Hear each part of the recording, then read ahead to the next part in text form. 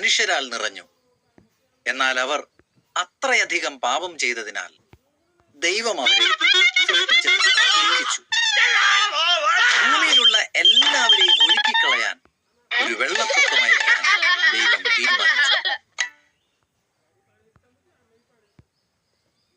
നോഹ എന്നൊരാൾ ഉണ്ടായിരുന്നു. അദ്ദേഹം മറ്റുള്ളവരെ പോലെ ആയിരുന്നില്ല. നോഹ ദൈവത്തെ സ്നേഹിക്കുകയും അനുസരിക്കുകയും ചെയ്തു. നോഹയെയും കുടുംബത്തെയും പ്രളയത്തിൽ നിന്നും രക്ഷിക്കാൻ ദൈവം തീരുമാനിച്ചു.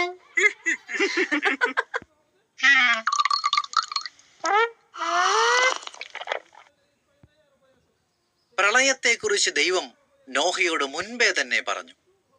താഴ്ന്ന മേൽക്കൂര, 3 തട്ടുകൾ, ഒരു ജനാല, ഒരു വാതിൽ എന്നിവയുള്ള ഒരു വലിയ ബോട്ട് പോലുള്ള ഒരു പെട്ടകമുണ്ടാക്കാൻ ദൈവം അദ്ദേഹത്തിനോട് പറഞ്ഞു.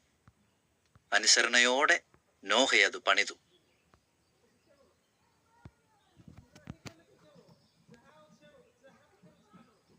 രണ്ടു വീതം എല്ലാത്തരം മൃഗങ്ങളെയും ശേഖരിക്കാൻ ദൈവം നോഹയോട് പറഞ്ഞു. ഒരാൺ, ഒരു പെൺ. പിന്നെ നോഹയും കുടുംബവും മൃഗങ്ങളും പെട്ടകത്തിൽ കയറി. ദൈവം വാതിലടച്ചു.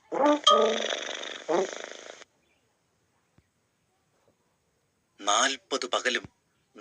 അതേസമയം നോഹയും അദ്ദേഹത്തിന്റെ കുടുംബവും എല്ലാ മൃഗങ്ങളും വെള്ളത്തിലൂടെ ഒഴുകി നടന്ന പെട്ടകത്തിൽ സുരക്ഷിതരായിരുന്നു. ദൈവം നോഹയെ ഒരു നിമിഷം പോലും മറന്നില്ല.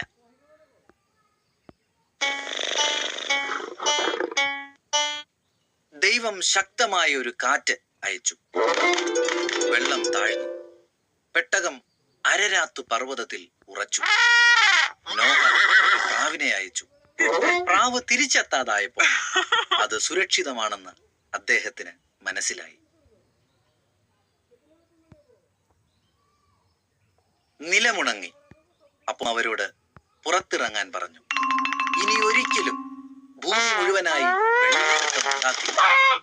ഈ വാഗ്ദാനം കാണിക്കാനായി ദൈവം ആകാശത്ത് ഒരു മഴവില്ലുണ്ടാക്കി.